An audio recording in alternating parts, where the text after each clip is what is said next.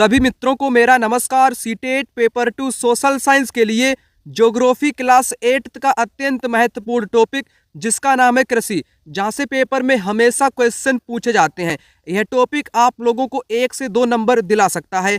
इस वीडियो को शुरू करने से पहले एक छोटी सी जानकारी आपको बता दूं, पेपर के लिए आपके पास ज़्यादा टाइम नहीं है। अगर आप लोगों के पास मात्र 4 से 5 दिनों का टाइम हो तो आप लोग कंप्लीट 60 नंबर की एसएसटी की तैयारी कर लोगे बिल्कुल कम समय में। कैसे करोगे जो मैं आपको यहाँ पर बताऊंगा। ये जो आपको मैं यहाँ पर दिखा रहा हूँ, इन नोट्स को लेकर के आप लोग कंप्लीट तैयारी कर लोगे। नोट्स में पूरा सिलेबस आपको मिल जाएगा। History, geography, polity, complete 60 number का मटेरियल आपको मिल जाएगा और पूछे गए सभी वर्षों के क्वेश्चन भी इन्हीं नोट्स में आपको मिल जाएंगे। नोट्स आपको लेने कैसे हैं, दिए गए नंबर पर कॉल या व्हाट्सएप पर मैसेज करके आप लोग नोट्स प्राप्त कर सकते हो। नोट्स का प्राइस 199 रुपये है। ये वाले नंबर पर कॉल करो या व्हाट्सएप पर मैसेज करो। चलिए इस वीडियो को यहाँ पर शुरू करते हैं। कृषि का टॉपिक है जहाँ से पेपर में बहुत सारे क्वेश्चन पूछे गए हैं। सबसे पहले कृषि को समझने से पहले 3 बातों को समझ लेना बहुत उपयोगी है। आर्थिक क्रियाएं। आर्थिक क्रियाएं 3 प्रकार की होती हैं, प्राथमिक क्रिया, द्वितीयक क्रिया और तृतीयक क्रिया। प्राथमिक क्रिया में ही आपकी कृषि आती है। इनका संबंध प्राकृतिक संसाधनों के उत्पादन और निष्कर्षण से है। कृषि, मत्स्यन, संग्रहण इसके उदाहरण हैं। तो प्राथमिक क्रिया में क्या क्या आता है? प्राथमिक क्रिया में कृषि आएगी, मछली पालन आएगा, संग्रहण करना, आखेट करना, खनन करना, ये इसके उदाहरण आते हैं प्राथमिक क्रियाओं में। और प्राथमिक क्रिया डायरेक्ट पर्यावरण से जुड़ी होती है, प्राकृतिक संसाधनों के उत्पादन से जुड़ी हुई होती है। वहीं द्वितीय क्रिया क्या होती है? संसाधनों के प्रसंस्करण से संबंधित है, जैसे इस्पात, विनिर्माण, डबल रोटी पकाना, कपड़े बुनना। ये क्या है? ये द्वितीय क्रिया आपकी यहाँ पर हो जाएगी। जैसे आपका कपास, यहाँ पर मैं लिखना चाहूँ, कपास क्या है? कपास आप लोग खेती से उगाएंगे तो ये प्राथमिक क्रिया में आ जाएगी। और कपास से जब आप सूत बना लेंगे या कपड़ा बना लेंगे तो वो द्वितीयक में आ जाएगी, है ना, कपास से सूत। ऐसे ही गन्ना आपका प्राथमिक में आएगा। गन्ने से जब आप लोग चीनी बना लेंगे तो चीनी आपकी द्वितीयक में आ जाएगी। ये आप लोग बातें थोड़ी थोड़ी समझते हुए चलो यहाँ पर। उसके बाद तृतीयक क्या है? तृतीयक क्रियाएं प्राथमिक व द्वितीयक क्षेत्र को सेवा कार्यों द्वारा सहयोग प्रदान करती है, जैसे यातायात हो गया, व्यापार हो गया, बैंकिंग हो गया, बीमा हो गया, विज्ञापन हो गया। ये तृतीयक में आता है। तो द्वितीय मैंने तीनों क्रियाकलाप आपको यहाँ पर बता दिए, वो भी बिल्कुल आसान शब्दों में। अब मैं बात करूँगा यहाँ पर सिर्फ और सिर्फ कृषि की, एग्रीकल्चर की। कृषि एक प्राथमिक क्रिया है। फसलों, फलों, सब्जियों, फूलों को उगाना, पशुधन पालन इसमें शामिल है। विश्व में 50% लोग कृषि से संबंधित क्रियाकलापों में संलग्न हैं। भारत की 2/3 जनसंख्या कृषि पर निर्भर है। कितनी? 2/3 जनसंख्या कृषि कार्यों में लगी हुई है। अनुकूल स्थलाकृति मृदा जलवायु कृषि क्रियाकलाप के लिए अनिवार्य है। जिस भूमि पर फसलें उगाई जाती हैं वो कृषिगत भूमि कहलाती है। जहाँ पर फसलें उगाई जाती हैं उस भूमि को कृषिगत भूमि के नाम से जानते हैं। कृषि क्रियाकलाप विश्व के उन्हीं प्रदेशों में संकेंद्रित है जहाँ फसल उगाने के लिए उपयुक्त कारक विद्यमान है। जहाँ पर फसल उगाने के लिए जलवायु ठीक है, तापमान ठीक है, वर्षा भी ठीक से होती है, तो वहाँ पर आपकी फसलें केंद्रित हैं दुनिया में। कृषि तंत्र क्या है? कृषि के महत्वपूर्ण निवेश बीज, उर्वरक, मशीनरी, श्रमिक हैं। ये कृषि तंत्र में आते हैं। जुताई, बुवाई, कटाई इसकी कुछ संक्रियाएं हैं। इस तंत्र के निर्गतों के अंतर्गत फसल, ऊन, डेयरी, कुक्कुट उत्पाद भी आते हैं। तो कृषि तंत्र में दोस्तों क्या शामिल कर दिया गया है? तो इसमें ऊन जो भेड़ से प्राप्त होता है ये भी कृषि तंत्र में ही है। डेयरी है ना, डेयरी दुग्ध उत्पादन वाला। कुक्कुट, कुक्कुट का मतलब क्या होता है? ये होता है कुक्कुट का मतलब मुर्गी पालन, है ना, मुर्गी पालन बोल सकते हैं इसको। और मत्स्य पालन भी इसी में ही आपका सम्मिलित किया गया है। ठीक, अब जितना मैंने कराया उनसे अब क्वेश्चन कराऊं। कच्चे माल को अधिक मूल्यवान उत्पाद में बदलने वाली क्रिया को क्या कहेंगे? द्वितीयक कहेंगे। कच्चा माल, जैसे मैंने आपको कपास का उदाहरण देकर बताया, कपास क्या है? कच्चा माल है। इसको मूल्यवान में बना दो कपड़े, कपास से कपड़े आपके निर्मित होंगे सूत से, तो ये कपड़े में कन्वर्ट हो जाएगा। कपड़ा आपका द्वितीयक हो जाएगा, ये मूल्यवान हो जाएगा। कपास आपका कच्चा माल होगा। उसी प्रकार मैंने गन्ना का उदाहरण देकर आपको समझाया। गन्ना खेत में होता है, ये आपका प्राथमिक है। जब इसमें संशोधन करेंगे, गन्ना से रस निकालेंगे, उससे चीनी का निर्माण करेंगे, तो चीनी आपकी द्वितीयक हो जाएगी, गन्ना आपका प्राथमिक हो जाएगा। अंतर आप लोग यहाँ पर समझ चुके होंगे। उसके बाद निम्नलिखित में से कौन सी प्राथमिक आर्थिक गतिविधि नहीं, प्राथमिक कौन सी नहीं है? मछली पालन भी प्राथमिक है, खनन भी प्राथमिक है, कृषि भी प्राथमिक है, व्यापार आपका प्राथमिक नहीं है। ठीक, व्यापार ये आपका कौन सा हो जाएगा? व्यापार आपका तृतीयक हो जाएगा। कौन सा? तृतीयक हो जाएगा व्यापार।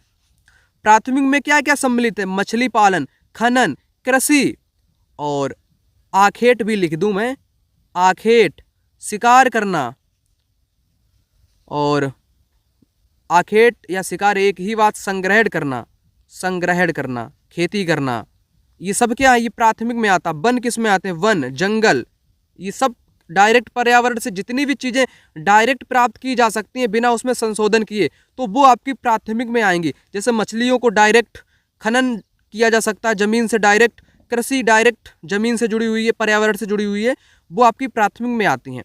अब यहाँ पर इस बात को समझो, यहाँ पर मिलान वाला आर्थिक गतिविधि से है क्वेश्चन, मिलान यहाँ पर आपको करना है। प्राथमिक क्रियाएं मैंने क्या आपको बताया? कृषि और मत्स्यन आपका हो जाएगा प्राथमिक, इसके साथ मिलान।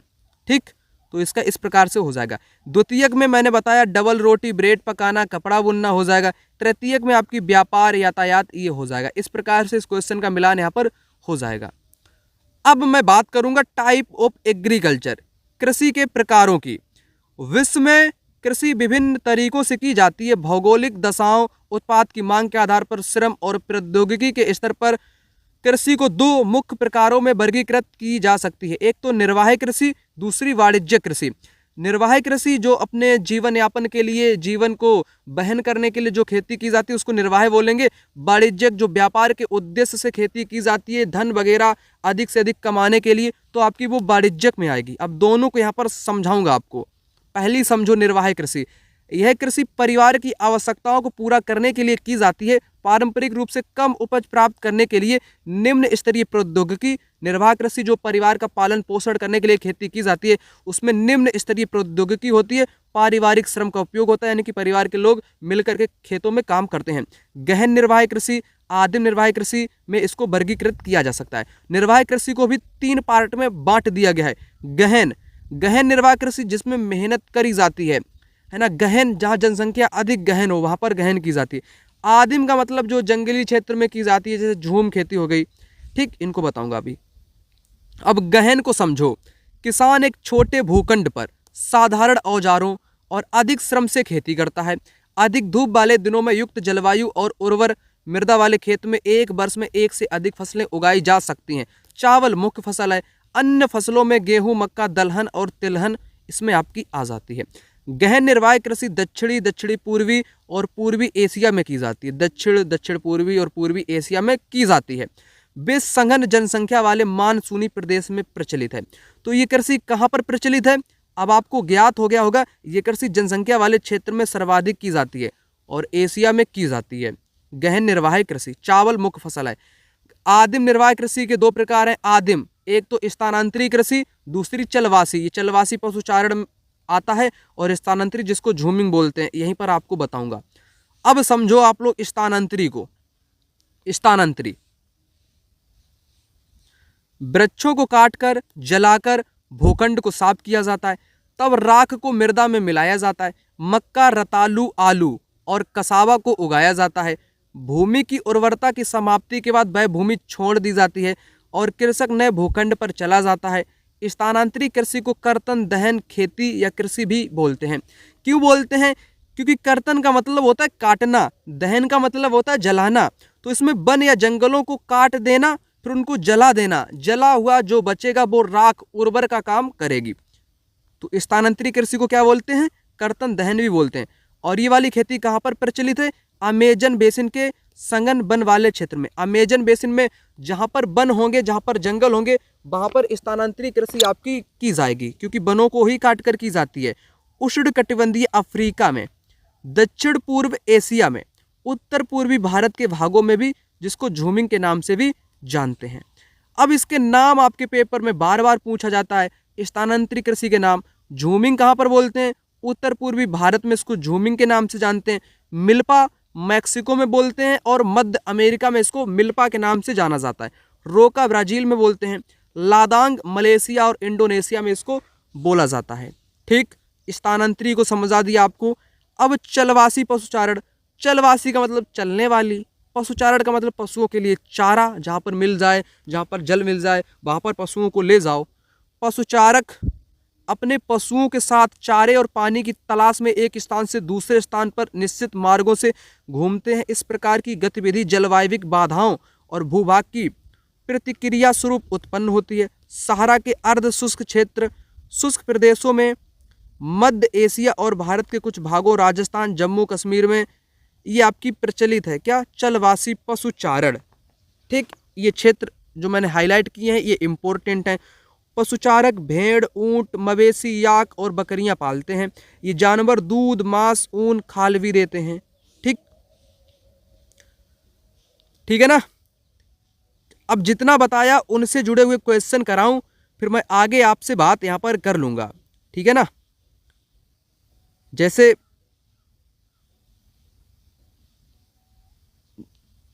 जैसे झूम खेती को मैंने बताया, झूम खेती कैसी है, घुमत्तू, घुमत्तू का मतलब स्थान बदल कर की जाती है, इसी को घुमत्तू बोलेंगे।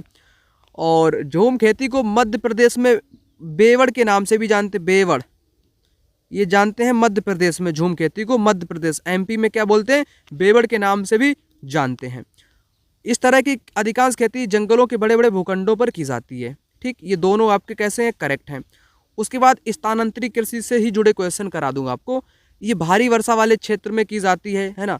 तीव्र पुनर्जनन वाले क्षेत्र में प्रचलित है, ताकि जमीन जल्दी से उपजाऊ हो जाए। जमीन को थोड़े समय के लिए छोड़ दिया जाता है ताकि उसकी उपजाऊ क्षमता वापस लौट आए। ठीक, इसे कर्तन दहन भी बोलते हैं। तो सभी आपके कैसे हो जाएंगे, करेक्ट हो जाएंगे। और मैंने पशुचारण वाला आपको बताया, ऐसी कृषि जिसमें पशुचारक अपने पशुओं के साथ चारे और पानी के लिए एक स्थान से दूसरे स्थान पर घूमते हैं, चलवासी पशुचारण। स्थानांतरित कृषि को मिल्पा कहाँ बोलेंगे, मैक्सिको और उत्तर अमेरिका में इसको क्या बोलेंगे, क्या बोलेंगे, मिल्पा। भारत में क्या बोलेंगे, भारत में बोलेंगे इसको झूमिंग, क्या बोलेंगे, झूमिंग। ठीक, मैक्सिको यहाँ पर करेक्ट है ही आपका। ब्राजील में इसको बोलेंगे रोका। मलेशिया में इसको बोलेंगे लादांग, क्या बोलेंगे, लादांग बोलेंगे। ठीक, चलो आगे देख लेता हूँ। मिल्पा, लादांग, रोका क्या है, ये है आपकी झूमिंग स्थानांतरित कृषि। चीरू एक आपकी विलुप्त प्रजाति का नाम है। उसके बाद एक और है क्वेश्चन, मिल्पा, रोका, लादांग कैसी हैं, तो आप कहोगे कि ये स्थानांतरित कृषि हैं। और मैंने कृषि के बारे में आपको यहाँ पर दो बातें बताई थी, उन दो बातों से ये दो क्वेश्चन पेपर में आए हुए हैं। कृषि क्या है, कृषि एक प्राथमिक क्रिया है, करेक्ट। फसलों, फलों, फूलों को उगाना, पशुधन पालन इसमें आपका सम्मिलित है। दोनों कैसे हैं, करेक्ट हो जाएंगे। कृषि कला विश्व के उन्हीं प्रदेशों में संकेंद्रित हैं जहाँ फसल उगाने के लिए उपयुक्त कारक विद्यमान है, ये करेक्ट मैंने बताया आपको। ऊन, डेयरी, कुक्कुट, मुर्गी पालन इसमें इसके कृषि तंत्र के निर्गतों के अंतर्गत आते हैं। तो दोनों आपके कैसे हो जाएंगे, करेक्ट, आपके जवाब यहाँ पर हो जाएंगे। जितना अभी तक मैंने आपको बताया उनसे जुड़े हुए मैंने अभी आपको सारे क्वेश्चन करा दिए। अब देखो, अब क्या दिखाऊं आपको, वाणिज्य कृषि जो व्यापार के उद्देश्य से की जाती है। और जितने भी मित्रों के पास ये नोट्स ना हो तो नोट्स ले लो यार, 5 से 4 दिन में पूरा मटेरियल आपका खत्म हो जाएगा, इतनी गारंटी आपको दे सकता हूँ। लोगों ने पूरा किया है खत्म, इसलिए मैं बोलता हूँ। वाणिज्य कृषि समझो, वाणिज्य कृषि में फसल उत्पादन और पशुपालन बाजार में विक्रय हेतु किया जाता है। इसमें विस्तृत कृषि क्षेत्र हैं, कृषि क्षेत्र। ठीक, बड़े बड़े कृषि क्षेत्र हैं, अधिक पूंजी का उपयोग किया जाता है, अधिकांश कार्य मशीन द्वारा किया जाता है, तो मशीनों का काम इसमें किया जाता है। वाणिज्य कृषि में वाणिज्यिक अनाज कृषि, मिश्रित कृषि, रोपण कृषि शामिल है। तो वाणिज्यिक में क्या शामिल है, 3, एक तो अनाज, मिश्रित, रोपण, इन तीनों को यहीं पर खत्म करूंगा। वाणिज्यिक अनाज कृषि, गेहूं, मक्का सामान्य रूप से उगाई जाती है। उत्तर अमेरिका, यूरोप, एशिया के शीतोष्ण घास के मैदान वाणिज्यिक अनाज कृषि के प्रमुख केंद्र हैं। ये लाइन मैंने काले कलर से क्यों लिखी है, क्योंकि इंपॉर्टेंट है। तो क्षेत्र भी आपसे पेपर में पूछा जाता है। तो वाणिज्यिक अनाज कृषि के कौन कौन से क्षेत्र हैं, यूरोप, एशिया के शीतोष्ण घास के मैदान और उत्तर अमेरिका। ये क्षेत्र सैकड़ों हेक्टेयर के बड़े फार्मों से युक्त विरल आबादी के, विरल मतलब बहुत कम आबादी है, इसलिए यहाँ पर खेती ही खेती की जाती है। अत्यधिक ठंड वर्धन काल को बाधित करती है। जब फसल उगाई जाती है, जब अधिक ठंड होती है तो ये फसल को उगाने में बाधा उत्पन्न करती है और केवल एक ही फसल उगाई जा सकती है। अब मिश्रित कृषि की बात करेंगे। मिश्रित का मतलब भूमि का उपयोग भोजन व चारे की फसल उगाने और पशुधन पालन के लिए किया जाता है। तो मिश्रित कृषि में देखो, एक तो अनाज भी उगाया जाता है, अनाज के साथ साथ पशुओं के लिए चारा वाली फसल भी उगाई जाती है, चारे के साथ साथ पशुपालन भी किया जाता है, पशुपालन भी किया जाता है। तो इसको मिश्रित बोलते हैं, यानी कि मिलावट कर दो ना किसी चीज़ को, मिश्रित, मिश्रण। भोजन भी है, भोजन की खेती भी, चारे की भी, पशुधन पालन के लिए भी। यह यूरोप, संयुक्त राज्य अमेरिका, अर्जेंटीना, दक्षिण पूर्व ऑस्ट्रेलिया, न्यूजीलैंड और दक्षिण अफ्रीका में यह खेती आपकी प्रचलित है, मिश्रित। अब उसके बाद रोपड़ पर मैं बात कर लेता हूँ।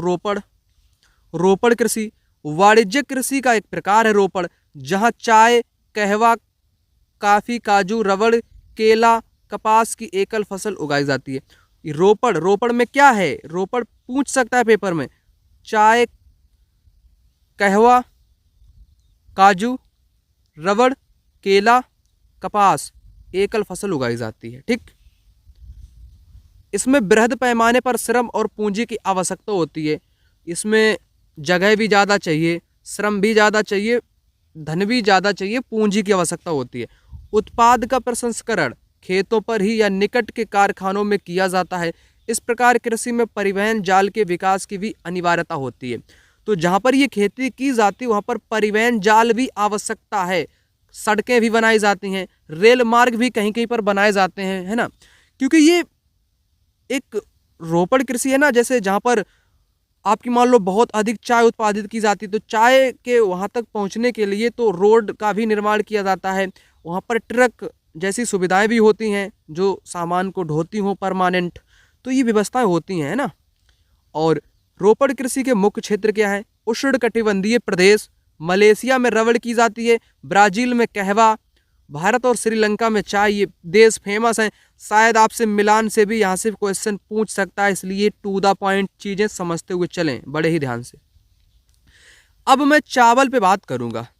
ठीक,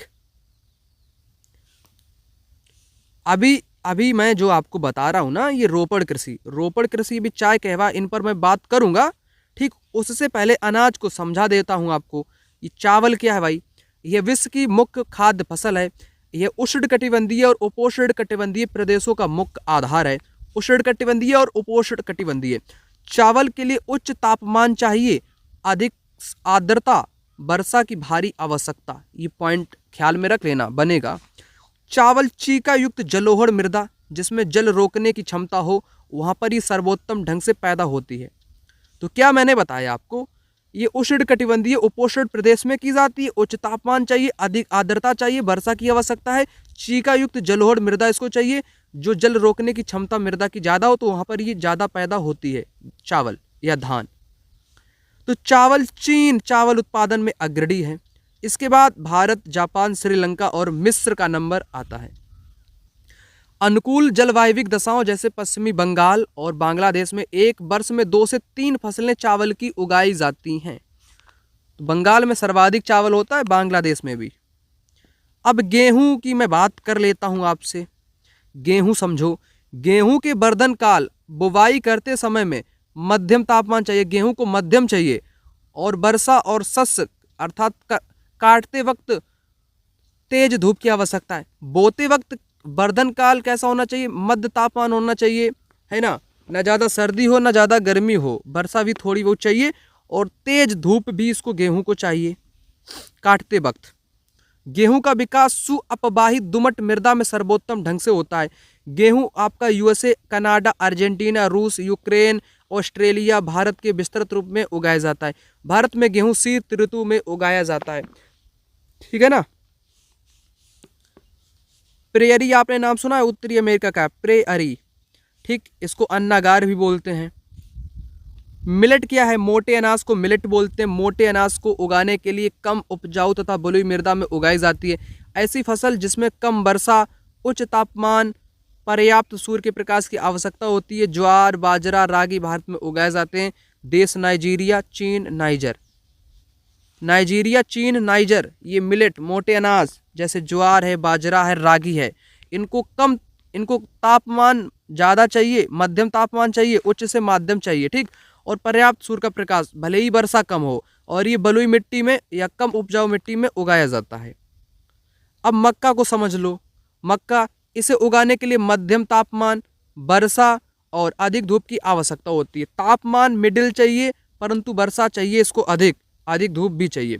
मक्का उत्तर अमेरिका, ब्राजील, चीन, रूस, कनाडा, भारत, मैक्सिको में उगाई जाती है। मक्का को कॉर्न के नाम से भी जानते हैं। विश्व में इसकी विभिन्न रंग बिरंगी प्रजातियां भी पाई जाती हैं। मक्का भी विभिन्न रंगों का होता है, ठीक। उसके बाद कपास, इसकी वृद्धि के लिए उच्च तापमान, हल्की वर्षा, 200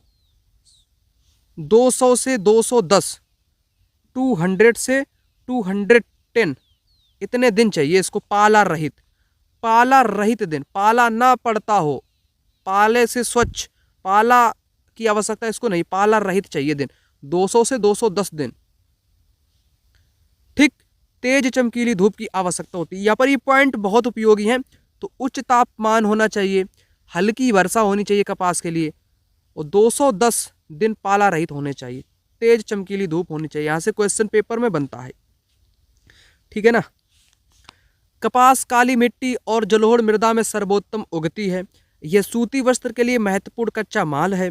चीन, संयुक्त राज्य अमेरिका, भारत, पाकिस्तान, ब्राजील, मिस्र कपास के अग्रणी उत्पादक देश हैं। उसके बाद पटसन,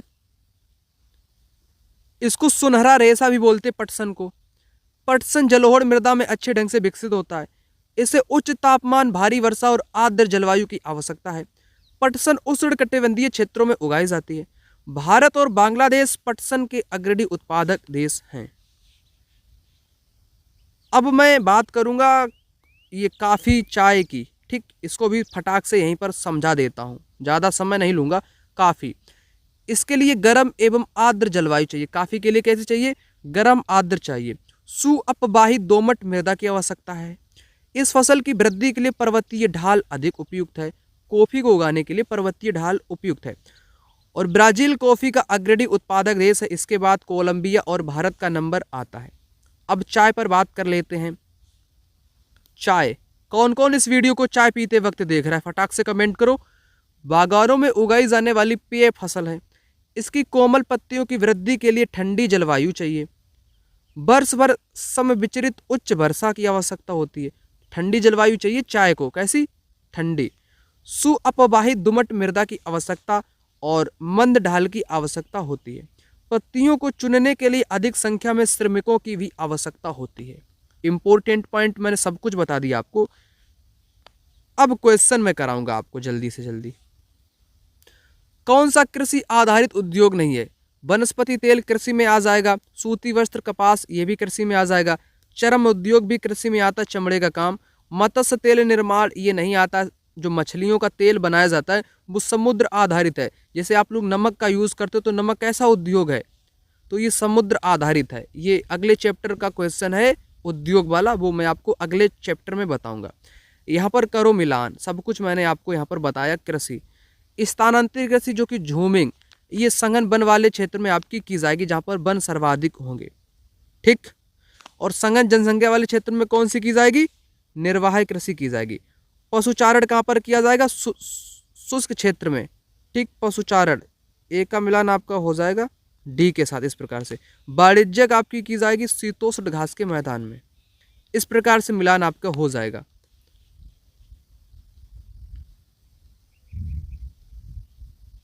अब देखो रोपड़ से, संसार में प्रचलित रोपड़ कृषि की सही विशेषता का चयन कीजिए। ये वाणिज्यिक प्रकार की कृषि विस्तृत क्षेत्रों पर की जाती है, करेक्ट। इस प्रकार की कृषि में भूमि का गहन उपयोग करने के लिए कृषक अपने पूरा परिवार निर्वाह में लगता है। पूरा परिवार किस कृषि में लगता है? निर्वाह में लगता है, ना कि ये इसमें तो मशीनें काम करती हैं। ये सब गलत हैं आपके, सिर्फ और सिर्फ ए पहला जवाब हो जाएगा। उसके बाद ये देखो क्वेश्चन, रोपड़ कृषि विश्व के उष्णकटिबंधीय प्रदेशों में पाई जाती है। मलेशिया में रबड़, ब्राज़ील में काफ़ी, भारत में चाय, कनाडा में मक्का। मक्का आपकी अनाज है, क्या है? अनाज वाली कृषि है, ये कोई रोपड़ नहीं है, ठीक। रोपड़ आपकी नहीं होगी, मक्का कोई रोपड़ कृषि नहीं है, ठीक। पहली बात, रोपड़ पूछा था इसलिए मक्का आपको हटाना पड़ेगा, डी।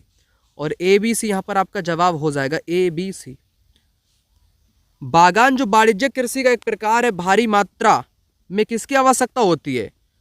तो इसमें भूमि और पूंजी की आवश्यकता होती है। ठीक, और मैं समझा दूं, बागान खेती भी बोलते हैं रोपड़ को ही। रोपड़ का दूसरा नाम क्या है? रोपड़ का दूसरा नाम है बागाती या बागान कृषि, बागान या बागाती। कई लोग कंफ्यूज में ना हो कि आपने बताया नहीं कि रोपड़ को ही बागान बोलते हैं या बागाती बोलते हैं, तो कंफ्यूजन यहाँ पर दूर हो गया होगा आपका। सुनहरी जरी निम्नलिखित में से किसकी एक किस्म है? सुनहरी जरी, तो क्या बताया मैंने बताया आपको पटसन या जूट, सिल्क। ठीक, अब ये क्वेश्चन जनवरी 2024 में आया है, इस प्रकार के बनते हैं पेपर में। भारत और बांग्लादेश पटसन जूट के अग्रणी उत्पादक हैं। पटसन की वृद्धि को बल देने वाले कथन, यह जलोढ़ मृदा में अच्छे ढंग से विकसित होता है, करेक्ट। इसे उच्च तापमान की आवश्यकता होती है, ये भी करेक्ट। इसे निम्न तापमान, ये बात गलत हो जाएगी। इसे भारी वर्षा और आर्द्रता की भी आवश्यकता होती है, करेक्ट। सी यहाँ पर कैसा है? गलत है। सी जहाँ जहाँ पर है उसको आपको हटाना पड़ेगा। सी को हमने हटा दिया, सी को यहाँ पर हटा दिया, सी को यहाँ पर हटा दिया, ए बी डी यहाँ पर बचेगा। मैंने यहाँ पर आंसर ए सी डी लिखा है, जो कि यहाँ पर गलत है। ठीक, तो यहाँ पर आप लोग सुधार भी कर लेना, क्योंकि एक दो यहाँ पर टाइपिंग मिस्टेक हो सकती है, तो मैं आपको वही चीज़ यहाँ पर बता दूंगा, क्योंकि आपकी थ्योरी में आपको सब कुछ मिल गया है ना। तो यहाँ पर ये निम्न तापमान और निम्न वर्षा, ये गलत है आपका, सी गलत है। सी को हटाओ, फटाक से हटा दिया हमने। ए बी डी इस क्वेश्चन का राइट आंसर हो जाएगा, ए बी डी। यहाँ पर ए सी डी नहीं होगा, बल्कि ए बी डी होगा। ध्यान से पढ़ा करो चीज़ों को, ठीक। उसके बाद प्रेरी को विश्व का धान्यागार भी कहते हैं। इस प्रदेश में अत्यधिक गेहूं उत्पादन क्यों होता है? बताओ। यह लोग प्रौद्योगिकी का उपयोग नहीं करते। क्या अमेरिका जैसे देश प्रौद्योगिकी टेक्नोलॉजी का यूज नहीं करेंगे? ये बात सरासर गलत है। लोग बहुत परिश्रमी तो होंगे ही होंगे, वैज्ञानिक विधियों का भी प्रयोग करेंगे। इस प्रदेश में वर्षा की कमी है या नहीं है? तो ऐसा तो बिल्कुल भी नहीं है कि कमी है। तो ए को हटाओ, सबसे पहले ए को हमने हटा दिया। सी तो आपका करेक्ट है ही, डी भी आपका, B C correct, B C, B और सी। वर्षा की कमी यहाँ पर है ही नहीं, ये तो मैंने गलत कर ही दिया, डी गलत था, ए भी आपका गलत है, ये भी गलत है। इस प्रकार से अब देखो कहानी में मजा। मक्का को उच्च तापमान चाहिए और हल्की वर्षा चाहिए। क्या ये बात सही है? उच्च तापमान या हल्की वर्षा, इसको वर्षा मक्का को हल्की वर्षा नहीं, भारी वर्षा चाहिए, भारी चाहिए भाई, भारी। तो इसलिए ए गलत है। कपास को क्या चाहिए? मध्यम तापमान चाहिए और वर्षा चाहिए। वर्षा नहीं, इसको हल्की वर्षा चाहिए। कैसी? हल्की चाहिए, तो ये इसलिए गलत है। जूट को क्या चाहिए? उच्च तापमान और भारी वर्षा चाहिए। ये जूट इसलिए करेक्ट हो जाएगा, और सब यहाँ पर गलत है, सिर्फ सी, केवल सी। अब कपास से जुड़ा क्वेश्चन है। इसे 210 पाला रहित दिन और चमकीली धूप की आवश्यकता होती है। इसे भारी आवश्यकता होती है क्या? जल की। आप कहोगे जल की या वर्षा की नहीं आवश्यकता होती है।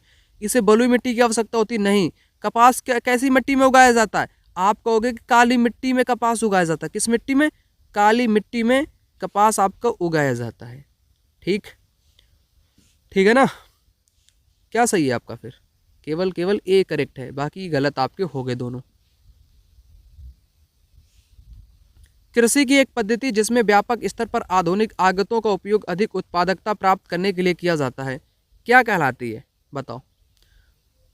वाणिज्य खेती कहलाती है। उसके बाद ये क्वेश्चन है, गहन निर्वाह कृषि से संबंध है। छोटे भूखंड, साधारण औजार, सघन जनसंख्या वाले क्षेत्र, ये करेक्ट है। अर्धशुष्क क्षेत्र में नहीं की जाती है, अर्धशुष्क क्षेत्र गलत हो जाएगा। अधिक धूप वाले दिनों में युक्त जलवायु, ये भी करेक्ट हो जाएगा। सी को सबसे पहले हटाओ, सबसे पहला काम आपका है सी को हटाने का, हमने हटा दिया सी। ए बी डी बचा, जो कि करेक्ट आंसर आपका हो जाएगा। इस प्रकार से फटाक से पेपर में क्वेश्चन करना। जैसे आपने गलत कर दिया सी को, तो बाकी आपके राइट हो ही जाएंगे ऑप्शन के अकॉर्डिंग। गहन निर्वाह कृषि के बारे में है। यह सघन जनसंख्या वाले क्षेत्र में प्रचलित है, करेक्ट। इसमें विस्तृत कृषि और ज़्यादा पूंजी की आवश्यकता होती है, गलत है। ये रोपड़ कृषि की विशेषता है। ये वाली किसकी विशेषता है? ये आपकी हो जाएगी रोपड़ कृषि की विशेषता।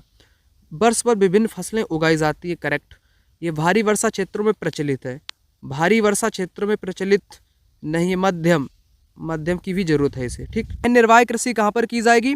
तो गहन निर्वाह कृषि आपकी मानसूनी प्रदेश में की जाएगी। बागान ब्राजील में कॉफ़ी है, चाय है, कोकोआ है, कहवा है, ये आपकी बागान कृषि में आते हैं। और स्थानांतरी कृषि मैंने बताया उष्णकटिबंधीय, जहाँ पर वन है, जैसे अमेजन बेसिन वाला क्षेत्र हो गया। बड़ेजक अनाज वाली आपकी शीतोष्ण घास में की जाती है। तो यहाँ पर दूसरा आपका ये वाला करेक्ट दिया गया है। उसके बाद ये क्वेश्चन जुलाई 2024 में आया है। एक तरफ फसल आवश्यकता, यहाँ पर सभी बातें गलत हैं। चाय के लिए जलवायु कैसी चाहिए? ठंडी चाहिए, यहाँ पर लिखा है गर्म, इसलिए ये गलत हो गया आपका। और काफ़ी ठंडी शुष्क, ये भी गलत है, शुष्क नहीं चाहिए इसको। अब ऑर्गेनिक खेती क्या है? ऑर्गेनिक खेती, ऑर्गेनिक खेती का मतलब होता है प्राकृतिक खाद कीटनाशकों का प्रयोग किया जाता है प्राकृतिक तौर पे, ठीक, ये आपका होता है। उसके बाद नए चारागाहों की खोज में लोगों के मौसमी आवागमन को क्या बोलते हैं? ऋतु प्रवास के नाम से जानते हैं। एग्रीकल्चर, मृदा की जुताई, फसलों को उगाना, पशुपालन, विज्ञान एवं कला, इसे खेती कहते हैं, एग्रीकल्चर बोलते हैं। अब सेरीकल्चर, ये कुछ कल्चर हैं जिनको समझ लो, बहुत उपयोगी है। एग्रीकल्चर में फसल की जुताई, बुवाई, निराई, पशुपालन, ये सब शामिल है। सेरीकल्चर में क्या है? जिसको रेशम उत्पादन बोलते हैं, रेशम के कीटों का वाणिज्यिक पालन, यह कृषक की आय में पूरक होता है। सेरीकल्चर मतलब कि रेशम के कीटों का पालन। पीसी कल्चर का मतलब मछली पालन, विशेष रूप से निर्मित तालाबों और पोखरों में मत्स्य पालन। विटीकल्चर क्या है? द्राक्षा कृषि, अंगूर की खेती, खट्टे फल या अंगूर की खेती को क्या बोलते हैं? द्राक्षा कृषि या विटीकल्चर। हार्टिकल्चर क्या है? उद्यान कृषि, वाणिज्यिक उपयोग के लिए सब्जियों, फूलों, फलों को उगाना क्या कहलाता है? हार्टिकल्चर कहलाता है।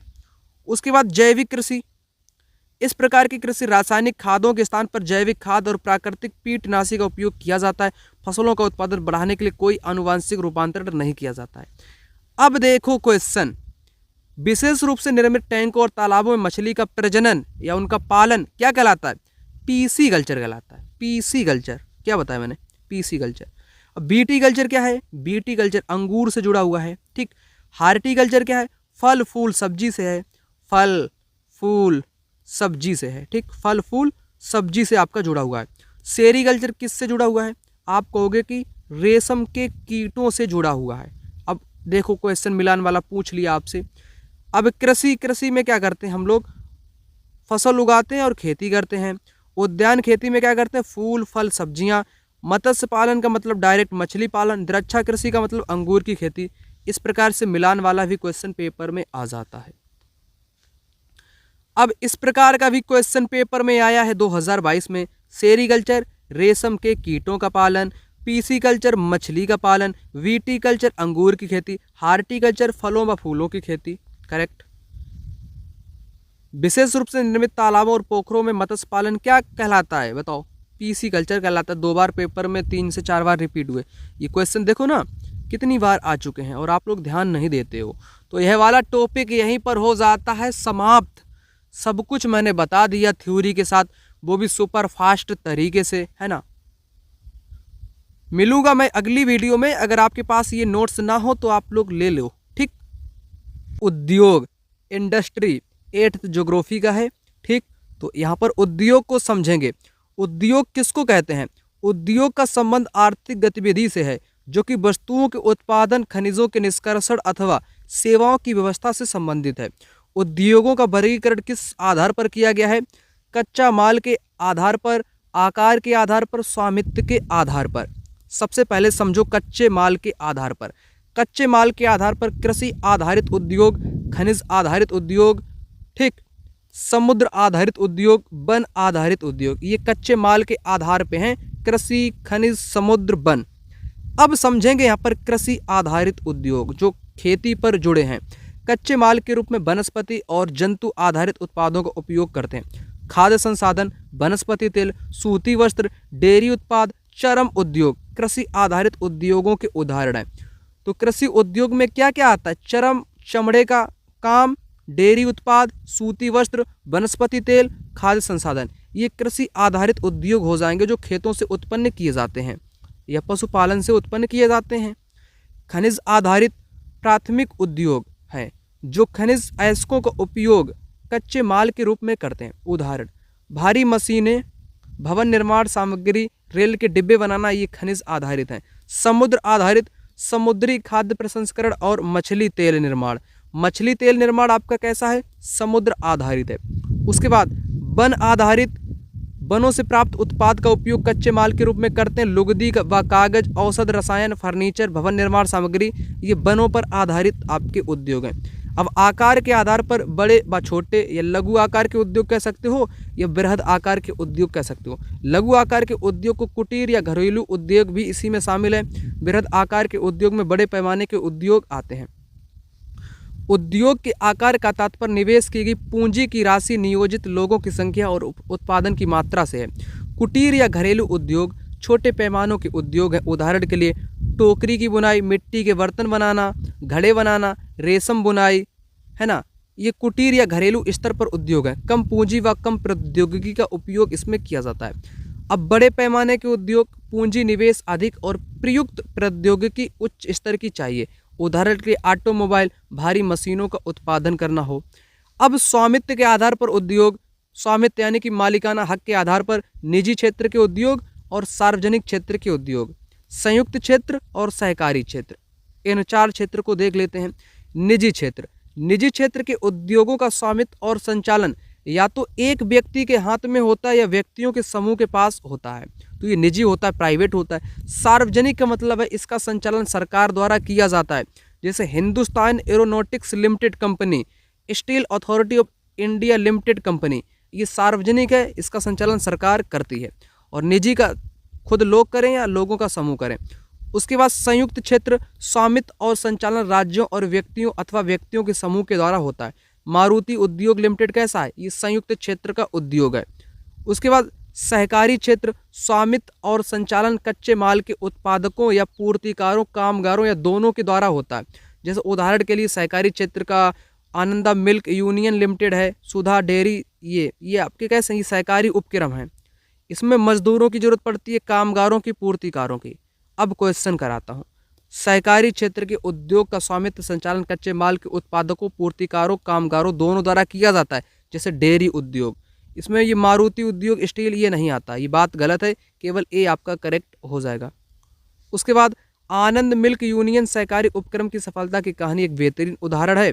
सहकारी क्षेत्र उद्योगों का स्वामित्व और संचालन कच्चे माल के उत्पादकों या पूर्तिकारों, कामगारों द्वारा, दोनों के द्वारा होता है। दोनों आपके कैसे हो जाएंगे? करेक्ट हो जाएंगे। उसके बाद दिए गए विकल्प में पढ़ें, संयुक्त क्षेत्र के उद्योग का स्वामित्व संचालन राज्यों व व्यक्तियों अथवा व्यक्तियों के समूह द्वारा किया जाता है, करेक्ट आपका हो जाएगा। अमूल डेयरी संयुक्त क्षेत्र का उद्योग है, ये संयुक्त क्षेत्र का नहीं, ये सहकारी है। कैसा है? सहकारी है, इसलिए आपका बी गलत हो जाएगा। ए सही है, बी गलत है। अब यहां पर समझो, उद्योगों की अवस्थिति को प्रभावित करने वाले कारक कौन कौन से हैं। एक तो कच्चा माल है, जहाँ पर कच्चा माल होगा वहीं पर उद्योग स्थापित किए जाएंगे। जहाँ पर श्रमिक मिल जाएं वहीं पर उद्योग बनाएंगे। जहाँ पर अधिक पूंजी भी होनी चाहिए इसके लिए, जहाँ पर बाजार विकसित होना चाहिए, जल की भी सुविधाएं होनी चाहिए, परिवहन भी होना चाहिए, है ना, संचार भी, भूमि भी, विद्युत भी, ये सारी व्यवस्थाएं जहाँ पर होंगी वहीं पर आपके उद्योग स्थापित किए जाएंगे। ठीक, बेकारक जो उद्योग की अवस्थिति को प्रभावित करते, कच्चे माल, भूमि, जल, श्रम, शक्ति, पूंजी, परिवहन, बाजार, उद्योग उन्हीं जगहों पर बनाए जाते हैं जहाँ पर ये सारी सुविधाएं उपलब्ध हों। ठीक, ये समझ गए आप लोग। औद्योगिकरण से प्रायः नगरों और शहरों का विकास व वृद्धि भी होती है। औद्योगिक तंत्र क्या है? औद्योगिक तंत्र में निवेश, प्रक्रम, निर्गत शामिल है। निवेश में कच्चे माल, श्रम, भूमि, लागत, जल की उपलब्धता, परिवहन, विद्युत, अन्य अवसंरचना शामिल है। प्रक्रम में कई तरह के क्रियाकलाप शामिल हैं जो कच्चे माल को परिष्कृत माल में परिवर्तित करते हैं। निर्गत, अंतिम उत्पाद, इससे अर्जित आय है। सूती वस्त्र उद्योग के संदर्भ में कपास, मानव श्रम, कारखाना, परिवहन लागत, निवेश हो सकते हैं। प्रक्रमों में ओटाई, कटाई, बुनाई, रंगाई, छपाई शामिल है। कमीज जिसे आप पहनते हैं वह एक उत्पादन है। औद्योगिक प्रदेश पर एक नज़र डालेंगे। यहाँ पर औद्योगिक प्रदेश का विकास तब होता है जब कई तरह के उद्योग एक दूसरे के निकट होते हैं, वे अपनी निकटता का लाभ आपस में बांटते हैं। विश्व के प्रमुख औद्योगिक प्रदेश पूर्वोत्तर अमेरिका, पश्चिमी मध्य यूरोप, पूर्वी यूरोप और पूर्वी एशिया है। मुख्य औद्योगिक प्रदेश अधिकांशतः शीतोष्ण कटिबंध क्षेत्र में है, समुद्री पत्तनों के समीप हैं, विशेष तौर पे कोयला क्षेत्र के निकट हैं जहाँ पर काम चल सके। भारत में अनेक औद्योगिक प्रदेश जैसे मुंबई पुणे समूह, बंगलौर तमिलनाडु प्रदेश, हुगली प्रदेश, अहमदाबाद वडोदरा प्रदेश, छोटा नागपुर औद्योगिक प्रदेश, विशाखापट्टनम, गुंटूर औद्योगिक प्रदेश, गुड़गांव दिल्ली, मेरठ औद्योगिक प्रदेश, कोल्लम तिरुवनंतपुरम औद्योगिक प्रदेश, ये औद्योगिक प्रदेशों के नाम हैं। उसके बाद सनराइज उद्योग को समझो। उभरते हुए उद्योग को सनराइज उद्योग के नाम से जानते हैं। इसमें सूचना प्रौद्योगिकी, स्वास्थ्य लाभ, सत्कार, ज्ञान आदि शामिल किया गया है। तो सनराइज में क्या शामिल है? सूचना प्रौद्योगिकी, स्वास्थ्य लाभ। उसके बाद भोपाल गैस त्रासदी हो गई थी आपकी 1984 में। 3 दिसंबर 1984 को कंपनी थी आपकी अमेरिका की, ठीक, जिसमें यूनियन कार्बाइड कंपनी थी। कीटनाशी कारखाने से हाइड्रोजन साइनाइड प्रक्रियाशील उत्पादक के साथ अत्यंत विषैली मिथाइल आइसोनाइट गैस का रिसाव हुआ। 1989 में सरकारी सूचना के अनुसार 35,598 व्यक्तियों की मृत्यु हो गई, हजारों लोग बच गए। आज भी एक या अधिक बीमारी जैसे अंधापन, प्रतिरक्षा तंत्र विकृति, आंत्रशोथ विकृतियों जैसे लोग वहां पीड़ित हैं। प्रमुख उद्योगों का वितरण क्या है? ठीक, लोहा इस्पात, सूती वस्त्र उद्योग, सूचना प्रौद्योगिकी उद्योग। लोहा इस्पात उद्योग और वस्त्र उद्योग काफ़ी पुराने उद्योग हैं, जबकि सूचना प्रौद्योगिकी उद्योग एक नया उद्योग, उभरता हुआ उद्योग है जिसको सनराइज उद्योग के नाम से जानते हैं। ठीक है ना। वे देश जिसमें लोहा इस्पात उद्योग अवस्थित है: जर्मनी, संयुक्त राज्य अमेरिका, चीन, जापान, रूस। वस्त्र उद्योग भारत, हांगकांग, दक्षिण कोरिया, जापान, ताइवान में संकेंद्रित है। सूचना प्रौद्योगिकी उद्योग मुख्य केंद्र मध्यवर्ती कैलिफोर्निया के सिलिकॉन घाटी और भारत के बेंगलुरु प्रदेश में है। ये इंपॉर्टेंट है। ये सूचना प्रौद्योगिकी भारत का कौन सा? बेंगलुरु प्रदेश, और दुनिया का है सिलिकॉन घाटी, विश्व के स्तर पर। फिर उसके बाद लौह इस्पात उद्योग। इस्पात प्रायः आधुनिक उद्योगों का मेरुदंड कहलाता है। लौह इस्पात क्या कहलाता है? आधुनिक उद्योगों का मेरुदंड, रीढ़ की हड्डी कहलाता है। लगभग सारी वस्तुएं जिनका हम उपभोग करते हैं वो वे तो लोहा हैं या इस्पात से बने हैं। जैसे पोत, रेलगाड़ी, ट्रक, ऑटो अधिकांशतः इस्पात से बने हैं। यहाँ तक कि सेफ्टी पिन, सुइयाँ जिनका उपयोग आप करते हैं वो भी इस्पात से ही बनी हैं। तेल कूप, ये सब कुछ बना हुआ है। ठीक, अब क्वेश्चन आया है, किस उद्योग को अक्सर आधुनिक उद्योगों का आधार या रीढ़ की हड्डी या मेरुदंड कहा जाता है? इस्पात को कहा जाता है। फिर उसके बाद 1950 और 1850 और 1950 के बीच में लोहा इस्पात की अवस्थिति क्या थी? ये बहुत इम्पोर्टेंट है। इस चित्र के माध्यम से आप लोग यहाँ पर समझ पाएंगे। ये चित्र यहाँ पर इसीलिए दिया गया है। 1850 से 1950 तक की कंपनी की सर्वोत्तम अवस्थिति, ये क्या है? 1800 से पहले सर्वोत्तम अवस्थिति ये है, फिर ये है। इसको समझो, क्या बताने का प्रयास किया गया है। 1800 से पहले क्या कैसे किया जाता था? जहां कच्चा माल, विद्युत आपूर्ति और बहता जल आसानी से उपलब्ध थे तो वहां पर आपके ये स्थापित कर लिए जाते थे। बाद में उद्योगों के लिए आदर्श स्थिति कोयला क्षेत्र के समीप नहरों और रेलवे निकट के थे। 1950 के बाद लोहा और इस्पात उद्योग समुद्र पतन के निकट सपाट भूमि के विशाल क्षेत्र में केंद्रित हो गए। ऐसा इसलिए हुआ क्योंकि इस्पात निर्माण का कार्य इस समय तक बहुत विशाल हो गया। लौह अयस्क विदेशों में आयात करना पड़ता था। ठीक, तो सबसे पहले इन्होंने कहाँ पर? जहाँ पर कच्चा माल मिल जाए, विद्युत आपूर्ति हो जाए या जल हो वहाँ पर। उसके बाद ये नहर को ढूंढने लगे, फिर उसके बाद ये रेलवे को ढूंढने लगे जहाँ पर हो, जहाँ पर समुद्र हो। ऐसे ऐसे धीरे धीरे ये बात आगे बढ़ने लगी।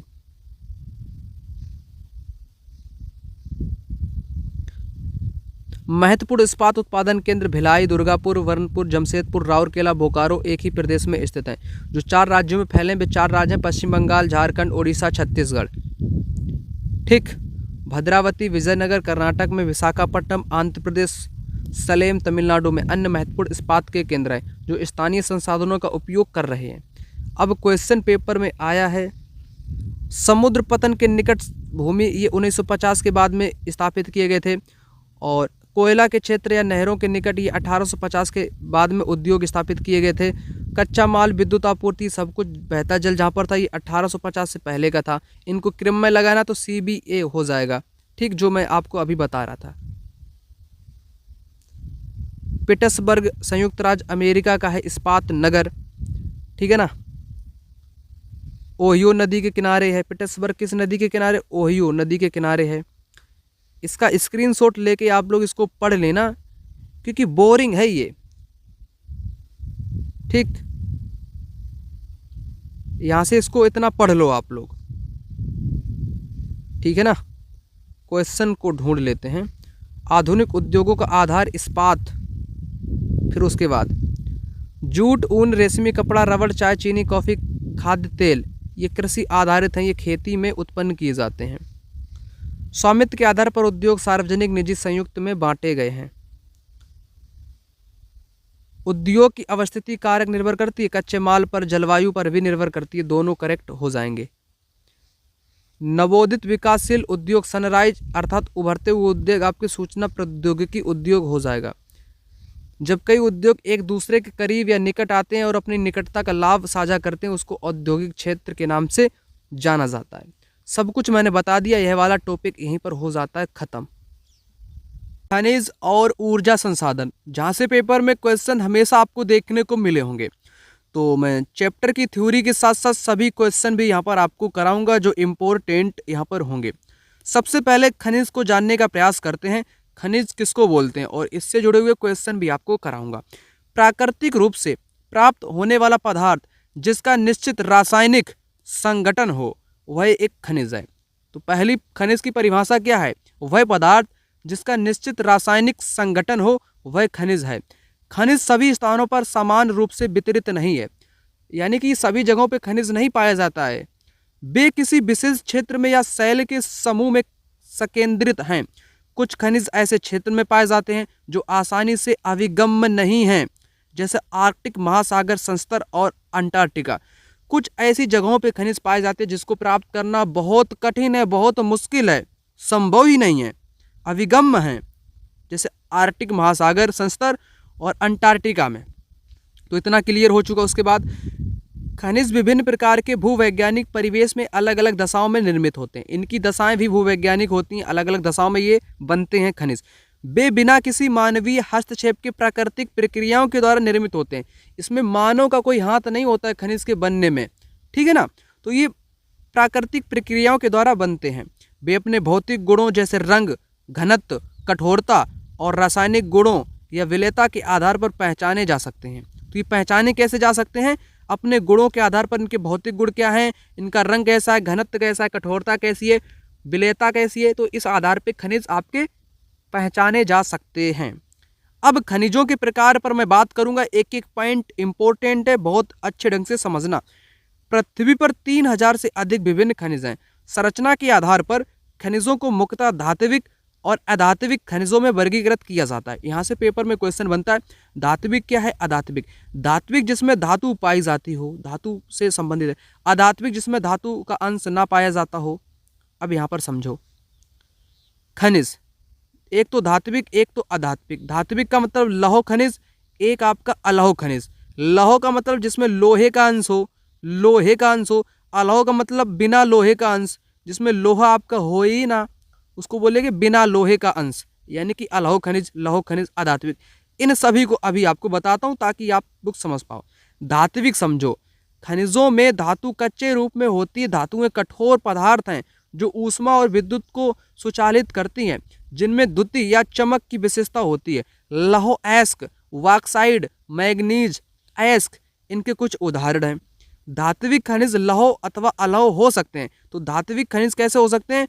धात्विक आपकी लोहे के भी हो सकते हैं, बिना लोहे के भी हो सकते हैं, लौह अलौह हो सकते हैं।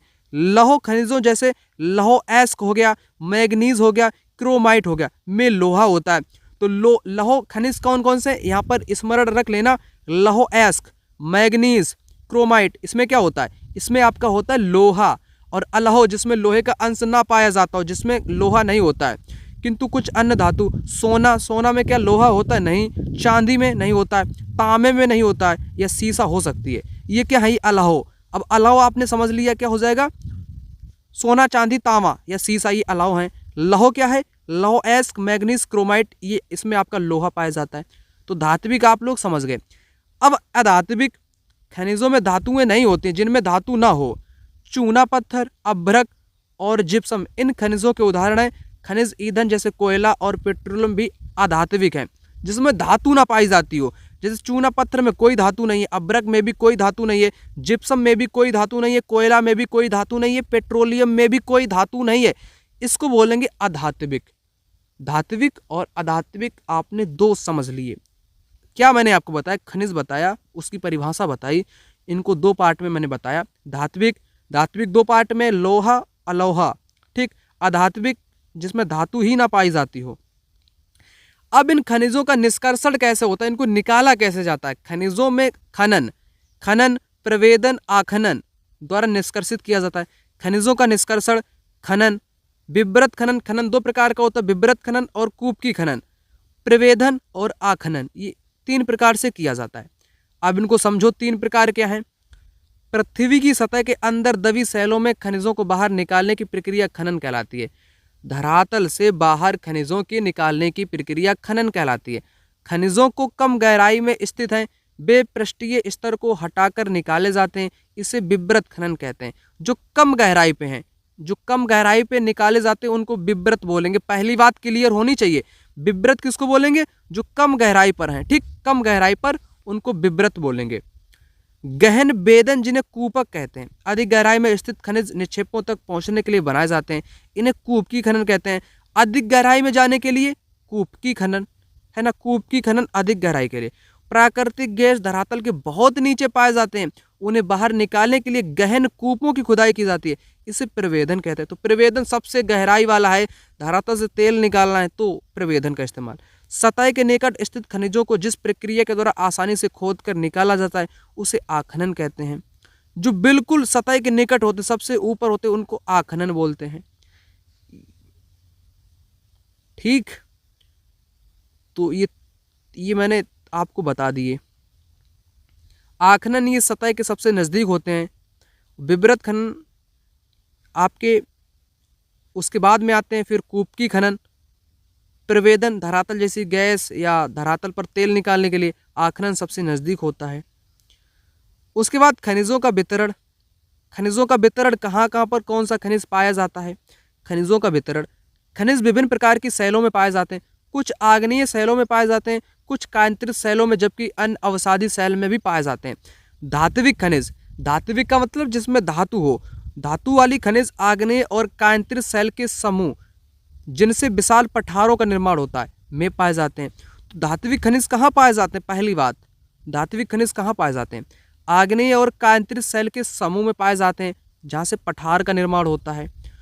कहाँ कहाँ पर ये पठार हैं, उत्तरी स्वीडन में लहो एस्क, ओंटारियो कनाडा में तांबा और निकल के निक्षेप, दक्षिण अफ्रीका में लोहा, निकल, क्रोमाइट और प्लेटिनम आग्नेय कायांतरित शैल में पाए जाने वाले खनिजों के उदाहरण हैं। यहाँ पर कुछ जगहों के नाम दिए गए जो आपको पेपर में कंफ्यूज करेगी, इसको आप अपने हिसाब से पढ़ लेना। देखो, उत्तरी स्वीडन में लौह एस्क, पहली बात। ओंटारियो कनाडा में तांबा, निकल के निक्षेप, ठीक। दक्षिण अफ्रीका में लोहा, निकल, क्रोमाइट, प्लेटिनम आग्नेय कायांतरित शैल में पाए जाते हैं। ये आग्नेय और कायांतरित में पाए जाते हैं, ठीक है ना। मैदानों और नवीन वलित पर्वतों के अवसादी शैल के समूह में अधात्विक खनिज चूना पत्थर पाए जाते हैं। चूना पत्थर कहाँ पर पाए जाते हैं, मैदानों और नवीन वलित पर्वतों के अवसादी शैल में। फ्रांस के कोकरेस प्रदेश के चूना पत्थर निक्षेप, तो ये फ्रांस का एक क्षेत्र है, काकरेस प्रदेश, जहाँ पर चूना पत्थर के निक्षेप पाए जाते हैं। जॉर्जिया और यूक्रेन के मैग्नीज निक्षेप, ये अलाहो हैं, इसमें धातु नहीं पाई, इसमें लोहा नहीं पाया जाता है। अल्जीरिया के फास्फेट संस्तर, अल्जीरिया में क्या पाया जाता है, फास्फेट जैसे खनिज के उदाहरण है। खनिज ईंधन जैसे कोयला, पेट्रोलियम के भी अवसादी स्तर में पाए जाते हैं, इनको अवसादी शैल भी बोलते हैं। अब एशिया पर बात करते हैं। चीन और भारत के पास विशाल लौह एस्क निक्षेप हैं। यह महाद्वीप विश्व का आधे से अधिक टिन उत्पादन करता है। टिन, चीन और भारत सर्वाधिक टिन करता है। चीन, मलेशिया, इंडोनेशिया विश्व के अग्रणी टिन उत्पादकों में से हैं। तो टिन के अग्रणी उत्पादक देश कौन कौन से हैं? चीन, मलेशिया, इंडोनेशिया। चीन सीसा, एंटीमनी, टंगस्टन के उत्पादन में भी अग्रणी है। एशिया में मैग्नीज, बॉक्साइट, निकेल, जस्ता और तांबा के भी निक्षेप हैं।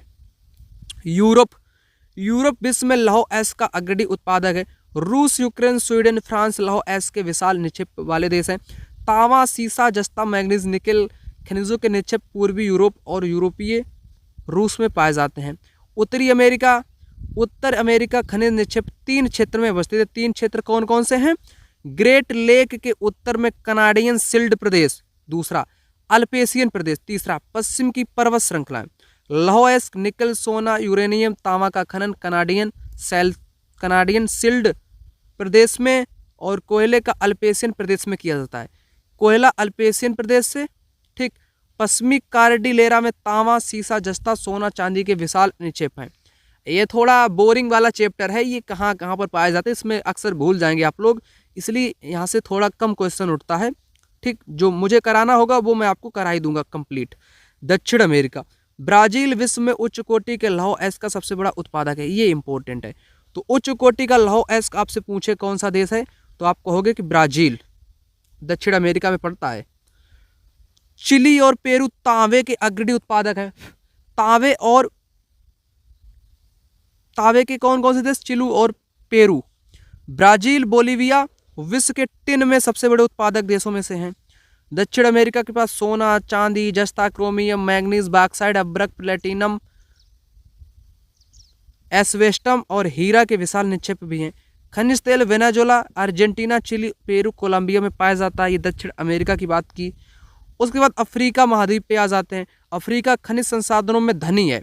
ये हीरा, सोना, प्लेटिनम का विश्व में सबसे बड़ा उत्पादक है। दक्षिण अफ्रीका में जिम्बाब्वे, जायरे विश्व के सोने का सबसे बड़ा भाग उत्पादित करते हैं। तो पेपर में बन सकता है कि जिम्बाब्वे कहाँ पर है, तो दक्षिण अफ्रीका में। जायरे कहाँ पर है? दक्षिण अफ्रीका में। किस लिए फेमस है? सोने के उत्पादन के लिए, जिम्बाब्वे और जायरे, ठीक। और तो आ ही जाएंगे। तेल, नाइजीरिया, लीबिया, अंगोला। ऑस्ट्रेलिया महाद्वीप में, ऑस्ट्रेलिया विश्व में बॉक्साइट का सबसे बड़ा उत्पादक देश आ जाएगा। ऑस्ट्रेलिया दुनिया का सबसे बड़ा उत्पादक है महाद्वीप। ये सोना, हीरा, लौह अयस्क, टिन ये सब कुछ उत्पादित करता है। पश्चिमी ऑस्ट्रेलिया कालगुरली और कालगारडी क्षेत्र में सबसे बड़े निक्षेप हैं सोने के, गोल्ड के। अंटार्कटिका जो समुद्र में है, विभिन्न खनिज निक्षेप पूर्वानुमान के लिए कुछ संभवतः विशाल। अंटार्कटिका का भूविज्ञान पर्याप्त रूप से सुप्रसिद्ध है। ट्रांस अंटार्कटिक पर्वत में कोयले, पूर्व अंटार्कटिका में प्रिंस चार्ल्स पर्वत के निकट लोहे के महत्वपूर्ण मात्रा में निक्षेपों का पूर्वानुमान किया गया है। लौह अयस्क, सोना, चांदी, तेल भी वाणिज्यिक मात्रा में उपलब्ध है। अब क्वेश्चन कराता हूं आपको खनिजों के संदर्भ में। तीसरा, पूरे स्थान में समान बराबर रूप से फैले होते हैं, ये बात गलत है, नहीं वाला ही बताना है आपको। रासायनिक संगठन होता है, प्राकृतिक रूप से पाए जाते हैं, किसी विशिष्ट क्षेत्र या चट्टान से गठन होते हैं। ये तीसरा आपका कैसा गलत है, नहीं वाला है, ठीक। उसके बाद खनिज के संदर्भ में, खनिज बिना किसी मानवीय हस्तक्षेप के प्राकृतिक प्रक्रियाओं द्वारा निर्मित अभ्रक, क्रोमाइट, अलाहो है। अलाहो क्या अलाहो है? ये अभ्रक और क्रोमाइट क्या होगा? बी। एक मिनट, ठीक। अभ्रक और क्रोमाइट ये कैसे खनिज हैं? क्रोमाइट जो है ना, इसमें आपका लोहा है। अभ्रक तो है आपका अलाहो, लेकिन क्रोमाइट लहो है, इसलिए गलत है बी जहाँ पर उसको हटाओ, ACD बचेगा राइट जवाब। जो कम गहराई में स्थित है उन्हें विवृत खनन द्वारा निकाला जाता है। अभी ये देखो क्वेश्चन, धात्विक खनिज मुख्यतः अवसादी सेल समूह में पाए जाते हैं। नहीं, अवसादी जो धात्विक खनिज है ये आग्नेय और कायांतरित में पाए जाते हैं। आग्नेय और कायांतरित में आपके पाए जाते हैं, यहाँ पर मैंने लिख दिया है, इसलिए ये गलत है। खनिज ईंधन जैसे कोयला, पेट्रोलियम भी अवसादी स्तर में पाए जाते हैं, ये करेक्ट आपका हो जाएगा। अब जो मैं आपको बता रहा था वहीं से क्वेश्चन है। फ्रांस के कोक्रेस प्रदेश में चूना पत्थर के निक्षेप, जॉर्जिया और यूक्रेन के मैग्नीज निक्षेप, अल्जीरिया के फास्फेट संस्तर, ये काहे के हैं? ये अवसादी सेल के हैं खनिज। उसके बाद मिलान से है क्वेश्चन यहाँ पर, लौह खनिज जिसमें लोहा हो, मैग्नीज में लोहा आपका हो जाएगा, ठीक। अलाहो सीसा आपका अलाव हो जाएगा, जीवाश्मी ईंधन आपका कोयला हो जाएगा, अधात्विक जिसमें धातु ना हो चूना पत्थर हो जाएगा। इस प्रकार से मिलान आपका हो जाएगा। कौन सा खनिज उदाहरण सही नहीं है, सही वाला बताना, नहीं वाला नहीं।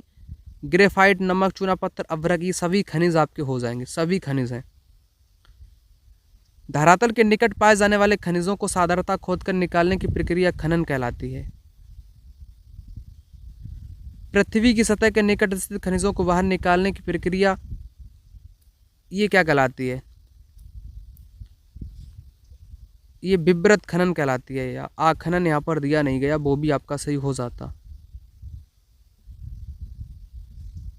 अधिक गहराई में स्थित खनिज निक्षेपों तक पहुंचने के लिए गहरे छिद्र बनाए जाते हैं, इसको कूप की खनन बोलते हैं। सभी धात्विक खनिज अलौह के होते नहीं, लोहे के भी होते हैं, अलौह के भी होते हैं, इसलिए गलत। अभ्रक एक धात्विक खनिज है, धात्विक नहीं है, ये आपका अधात्विक है, इसमें धातु नहीं पाई जाती, इसलिए दोनों आपके गलत हो जाएंगे।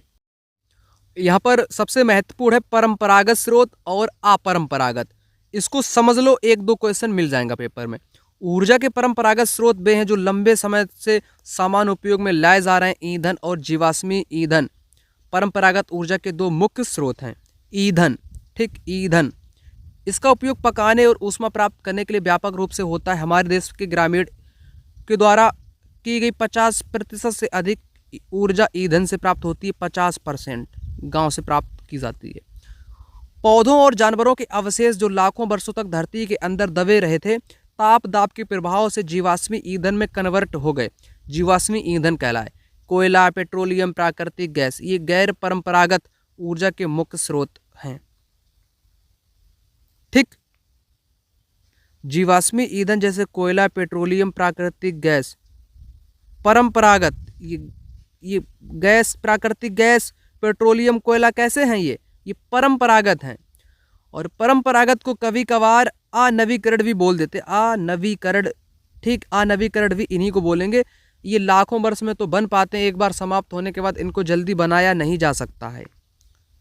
इन खनिजों के भंडार सीमित हैं, लिमिटेड हैं। विश्व की बढ़ती जनसंख्या जिस दर से इनका उपयोग कर रही है वह इनके निर्माण की दर से कहीं अधिक है, इसलिए ये शीघ्र ही समाप्त होने वाले हैं। अनवीकरण भी इन्हीं को बोलेंगे। कोयला को समझो, यह बहुतायत में पाया जाने वाला जीवाश्मी ईंधन। इसका उपयोग घरेलू ईंधन उद्योग जैसे लोहा, इस्पात, वाष्प इंजनों में विद्युत उत्पन्न के लिए किया जाता है। कोयले से प्राप्त विद्युत को तापीय ऊर्जा भी कहा जाता है। कोयला जिसका हम आज उपयोग कर रहे हैं वह लाखों वर्ष पहले विशाल फर्न और दलदल के पृथ्वी की परतों में दबने से बना है। कोयला इसलिए अंतर्हित धूप के रूप में जाना जाता है। अंतर्हित धूप के नाम से किसको जानते हैं, पेपर में क्वेश्चन आया है, कोयला को जानते हैं। उसके बाद विश्व में अग्रणी कोयला उत्पादक देशों में चाइना, यूएसए, अमेरिका, जर्मनी, रूस, अफ्रीका, फ्रांस हैं। भारत के कोयला उत्पादक क्षेत्र जैसे रानीगंज, पश्चिमी बंगाल, झरिया, धनबाद, झारखंड वाला इलाका, बोकारो झारखंड में है कोयला। पेपर में बन सकता है कि झरिया किस लिए फेमस है, तो झरिया आपकी कोयला के लिए फेमस है, करेक्ट।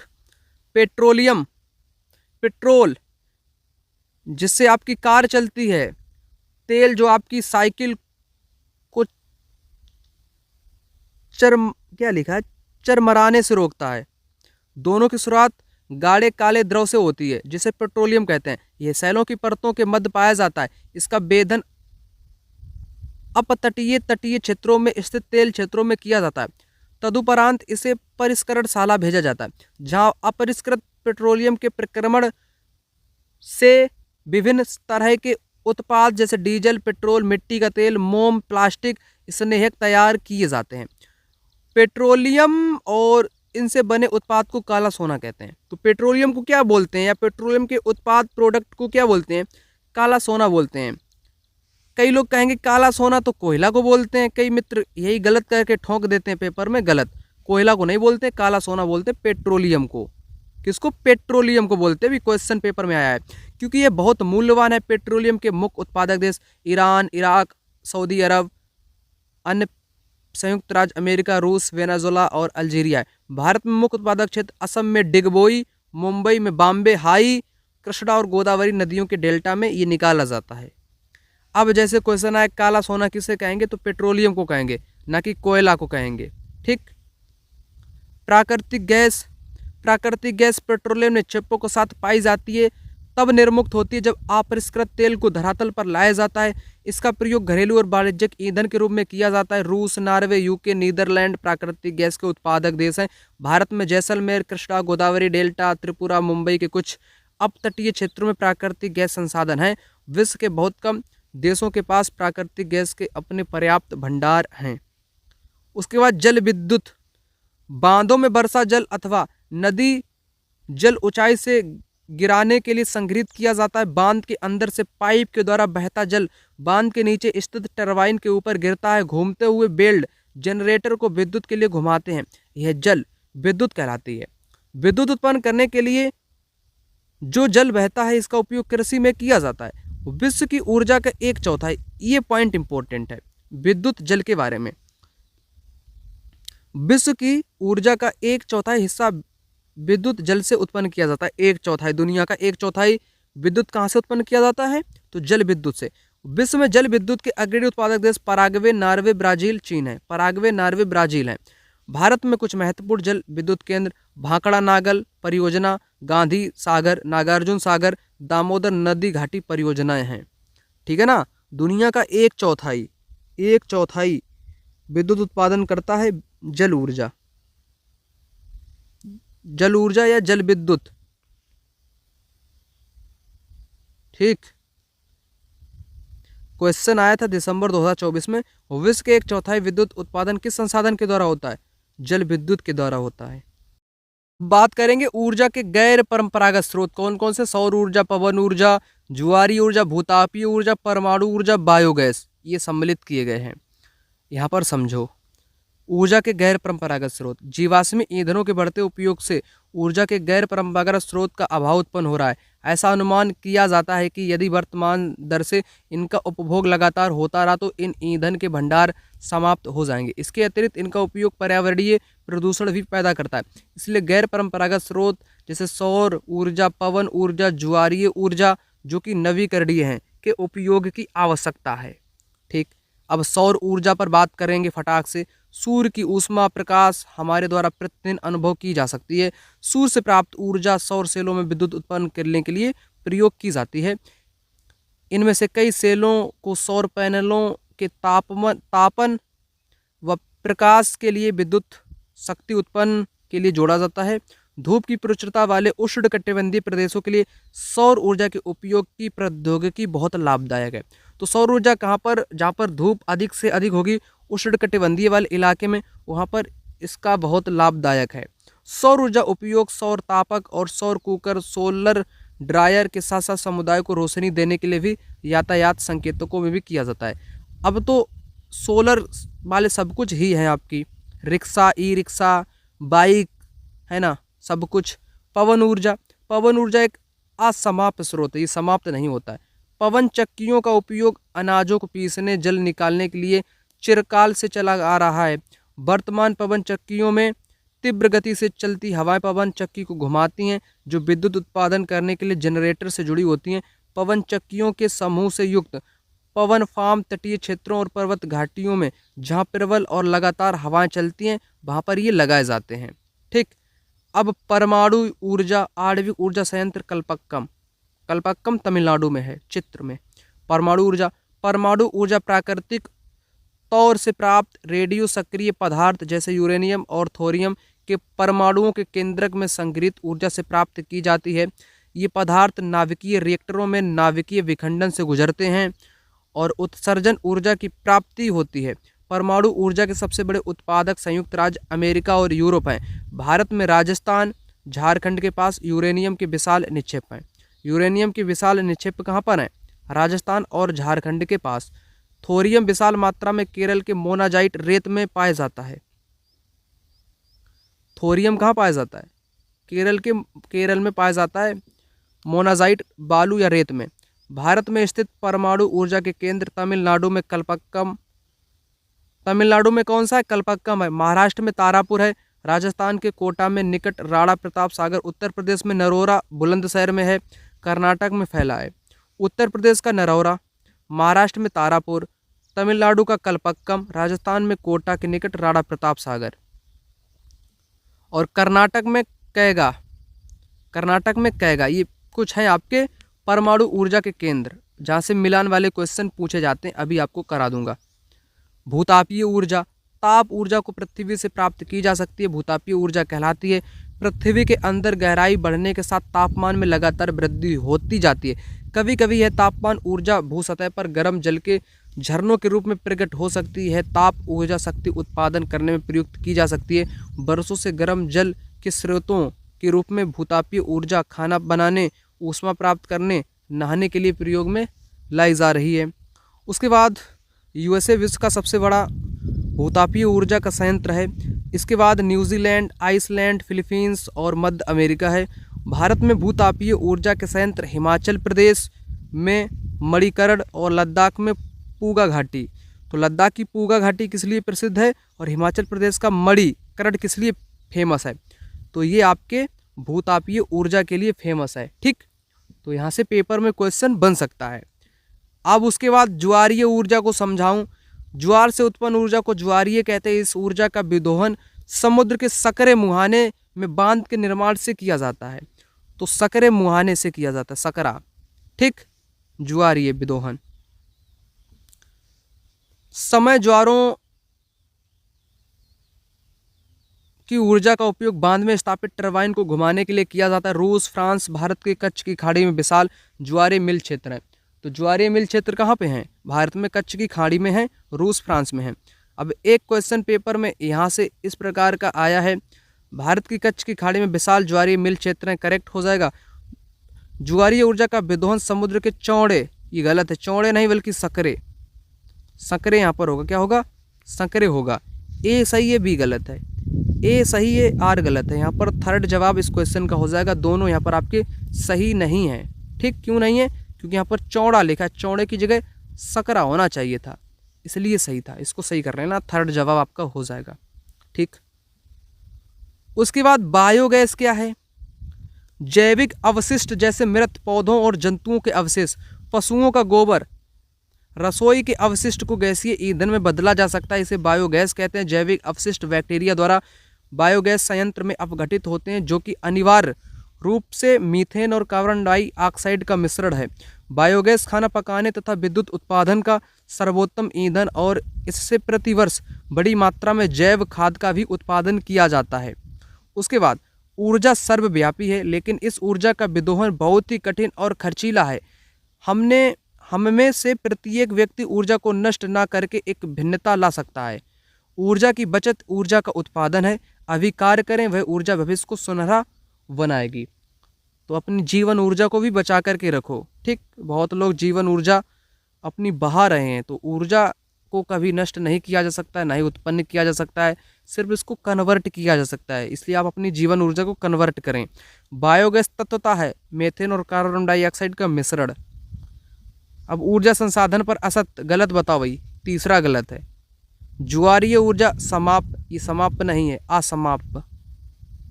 ठीक, बायोगैस ईंधन में समान लक्ष्य क्या है? तीसरा, दोनों हरित गृह प्रभाव का कारण बनती है बायोगैस और ईंधन।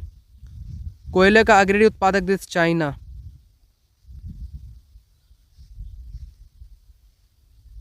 निम्न संसाधन पर विचार करें, फिर बताएं नवीकरण संसाधन कौन से हैं? वन हो जाएगा, जल हो जाएगा, ठीक, मृदा हो जाएगी, प्राकृतिक गैस नहीं होगी। सी को सबसे पहले हटाओ, C C C C C C B D E, B D E correct जवाब यहाँ पर हो जाएगा। उसके बाद ये वाला मैं बता रहा था, परमाणु ऊर्जा केंद्र, और तमिलनाडु में कलपक्कम इसके साथ हो जाएगा। महाराष्ट्र का तारापुर, उत्तर प्रदेश नरोरा, टैगा आपका कर्नाटक। इस प्रकार से मिलान आपका हो जाएगा। परंपरागत स्रोत के रूप में प्राकृतिक गैस उपयोगी पक्ष क्या है? A and B, A B. वे आसानी से पाइपलाइन के जरिए परिवहनीय हैं। ये तेल और कोयले की अपेक्षा अधिक स्वच्छ भी हैं। ऊर्जा का गैर परंपरागत स्रोत, प्राकृतिक गैस, कोयला, ईंधन, ये आपके परंपरागत हैं। गैर परंपरागत सौर ऊर्जा आपका हो जाएगा। कौन सा प्रसिद्ध पर्यावरण अनुकूलन ऑटोमोबाइल ईंधन है? सीएनजी। निम्नलिखित में से एक जीवाश्मी ईंधन नहीं माना जा सकता है। जलाऊ लकड़ी को जीवाश्मी ईंधन नहीं माना जा सकता। जो पेड़ पौधे इनको जीवाश्मी ईंधन नहीं बोल सकते, पेट्रोलियम, प्राकृतिक गैस, कोयला को बोल सकते हैं। उसके बाद परमाणु ऊर्जा संयंत्रों में बिजली की प्रक्रिया किसके द्वारा उत्पादित की जाती है? नाभिकीय विखंडन के द्वारा। खनन को प्राथमिक क्रियाकलाप क्यों कहा जाता है? क्योंकि यह भूमि के प्राकृतिक संसाधनों के उत्पादन से जुड़ी है। B correct. परमाणु ऊर्जा संयंत्र नहीं है। पोखरण नहीं है। कल्पक्कम ये आपकी तमिलनाडु में है। तारापुर आपके एमएच महाराष्ट्र में है। नरोरा आपके यूपी में है। पोखरण कोई संयंत्र नहीं है। ठीक, तो ये वाला भी टॉपिक यहीं पर हो जाता है समाप्त। ठीक, तो मिलूंगा मैं अगली वीडियो में।